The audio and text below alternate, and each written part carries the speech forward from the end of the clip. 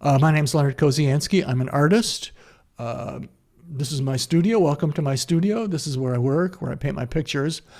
Today, I'd like to talk to you about love, about true love, about finding the love of your life, about how I found the love of my life and the influence it had on me and the results of that influence. And at the end, I'm going to show you the results of that influence. So how did I meet my true love? Well, I'm a runner, and I run with my running group every day, year-round. Over the years, running around the Naval Academy, it's about 5 miles. It takes 45 minutes to an hour. You tend to run into the same people over and over again running in the opposite direction. You see the same people, and you get to know them by sight. Well, there was this one woman who I would see occasionally running in the opposite direction. And she was the single most beautiful woman I had ever seen running around the Naval Academy. She was not only beautiful, she was very elegant. And I thought she must be the wife of an admiral or a senator or something like that, way beyond my league. But, we live near Washington, so that's a possibility. And one day, I'm running with my running group, and we're running in Gate 1 of the Naval Academy, and there she is running into Gate 1, entering at the same time we are. And so I slowed down a little bit. I matched my pace to hers, and I started talking to her. Well, hi, how are you? What's your name? And we began talking. We hit it off immediately. We had a great time. We were just chatting and talking and laughing. We had very similar backgrounds. And I found in the process that she was single, that she was unattached. Well, we continued talking all the way around the Naval Academy, all 5 miles. And we exited at Gate 3, and I went to my apartment, and she continued on her way home. And I thought to myself, Leonard Kozianski, you idiot. Here you met this beautiful woman and that you hit it off with so amazingly, and you didn't even get her phone number. You didn't get her address. You didn't even know her full name. What are you going to do? Well, I thought, what can I do? So the next morning I woke up at the same time, and I started running, but in the opposite direction, hoping that maybe she was running around, going in the direction she was running in the day before, and then I might run into her. Well, halfway around the Naval Academy, there she was. Hi, good morning. How are you? Oh, so nice to see you again. Mind if I run with you? Not at all. So I turned around and we began running together and continued talking, having a great time, chatting the whole way, talking and laughing. And except this time, when we left the Naval Academy, I continued running with her, because I really wasn't paying much attention to everything except her, and, sort of falling in love at the same time.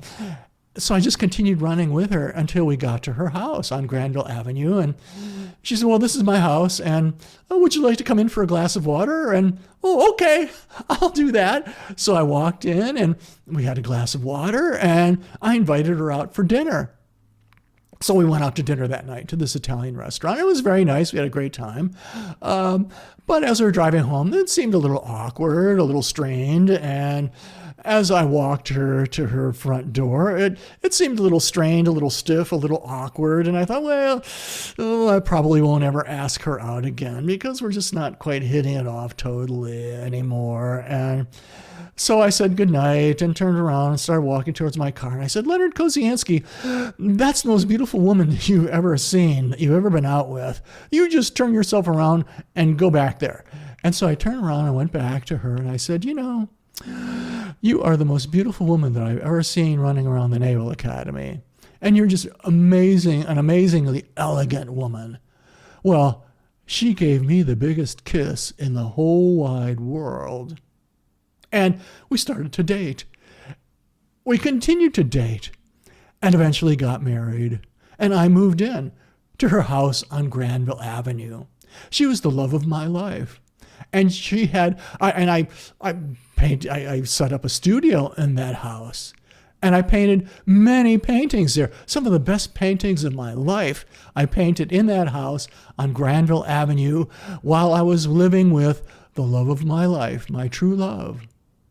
And I'm going to show you an example of that and, let you see the influence, the profound influence that having this love of my life had on my artwork. But relationships are, there's not just one event or one incident that either leads to the relationship or ends the relationship, and all relationships have to end one way or the other, unfortunately. But they almost seem to have no beginning. It's almost like we're born to meet that person. And, you can pick the person you marry, but you can't pick the person you fall in love with. And here I was married to the woman that I fell in love with, my true love. What an amazing experience. And, we had all sorts of experiences together. The car breaks down, we get it towed, and, shopping, and then, beautiful sunsets and, wonderful nights at the opera. And so a combination of the good and the bad together. But when you're with the love of your life, it just creates this beautiful relationships that's like an accumulation of all of these different good and bad, sometimes beautiful and sometimes ugly experiences that you have together, that you share as you're sharing this life with them. But unfortunately, they all end at some point. But in this case, living with the love of my life and working in that home with this woman nearby had a profound influence on me and led to many wonderful artworks. And here I'm going to show you one now. So watch it with me.